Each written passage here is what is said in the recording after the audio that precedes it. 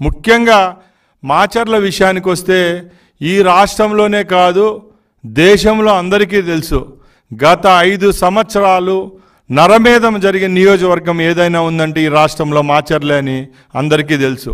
పల్నాడు జిల్లాలోనే ఎక్కడ ఏ సంఘటన టీవీలో వచ్చినా, సోషల్ మీడియాలో వచ్చినా, ప్రింట్ మీడియాలో వచ్చినా ఫస్ట్ అందరినీ ఆకర్షించే దృష్టి కేవలం మాచర్లే.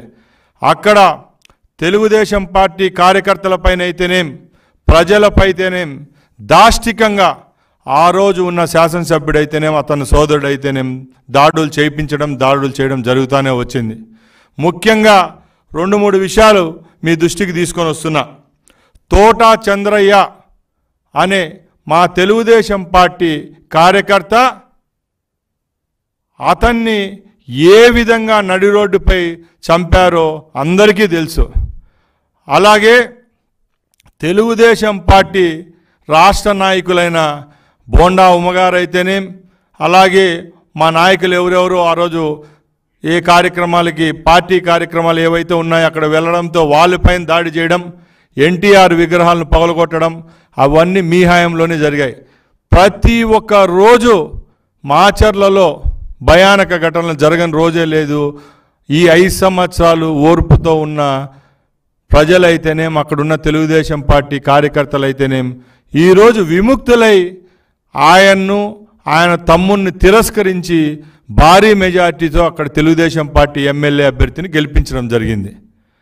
అవన్నీ పక్కన పెడితే ఆ రోజు ఎలక్షన్ రోజు ఆ బూత్లోకి ప్రవేశించడం, అక్కడ ఈవీఎం పగలగొట్టడం సీసీ ఫుటేజీల్లో ఎక్కడ చూసినా నిక్షిప్తమై ఉంది, అందరూ కూడా చూసాము. అలాంటి వ్యక్తిని నువ్వు ప్రోత్సహించడం, అక్కడికి పోవడం అంతటితో వదిలేయాలి.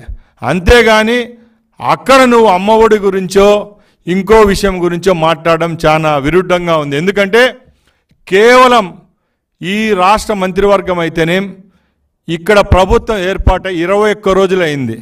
అంతలోనే 21 రోజుల్లోనే ఏదో కార్యక్రమాలు చేయలేదనో, ఈ ప్రభుత్వానికి అప్పుడే చెడ్డ పేరు వచ్చిందనో నువ్వు మాట్లాడడం చాలా విరుద్ధంగా ఉంది. మేము ఒకటే చెప్తున్నాం, ఆ రోజు పుంగునూరు ఘటన, అంగళ్ళు ఘటన విషయంలో నేను కొన్ని ప్రజల దృష్టికి తీసుకొని పోదలిచాం. ఎందుకంటే నేను అదే ప్రాంతానికి చెందినవాడిని కాబట్టి కొన్ని మీకు చెప్పాలి. ముఖ్యంగా ఒక ప్రతిపక్ష నాయకుని హోదాలో ఈ రాష్ట్రంలో ఇరిగేషన్ ప్రాజెక్టులో జరుగుతున్న అవకతవకలు అయితేనేం, నిధుల లేమి గురించి ప్రస్తావించేదానికి ఆ రోజు ఆ ప్రోగ్రామ్ను పెట్టుకుంటే కేవలం పోలీసులను అడ్డం పెట్టుకొని నీ రౌడీలపై దాడి చేయించిన దాష్టికం నీకే దక్కింది. ఆ రోజు నువ్వు అక్కడ ఏ విధంగా నీ గూండాలైతేనేం, మీ మనుషులైతేనేం రాళ్ల దాడి చేశారో ప్రజలందరూ గమనించారే. కాబట్టి ఇలాంటి సంఘటనలు అన్నీ ఒక గుప్పెట్లో పెట్టుకొని ఇవన్నీ చూసిన ప్రజలే మిమ్మల్ని తిరస్కరించారే తప్పక మరెవరు కాదని మీకు హితవు తెలుపుతున్నాం. అలాగే మేము ఒకటే చెప్తున్నాం, ఆ రోజు రాష్ట్ర ప్రజలు అలాగే టీడీపీ కార్యకర్తలు మీరు ఏ విధంగా హింసించారో అందరికీ తెలుసు.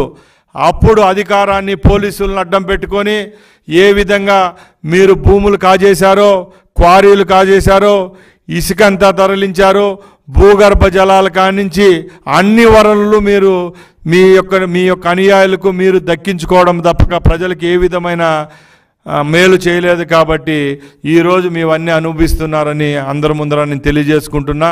అలాగే జగన్మోహన్ రెడ్డి గారికి చిట్ట చివరిగా మేము ఒకటే చెప్తున్నాం, నీకు 5 సంవత్సరాల కాలం ఉంది.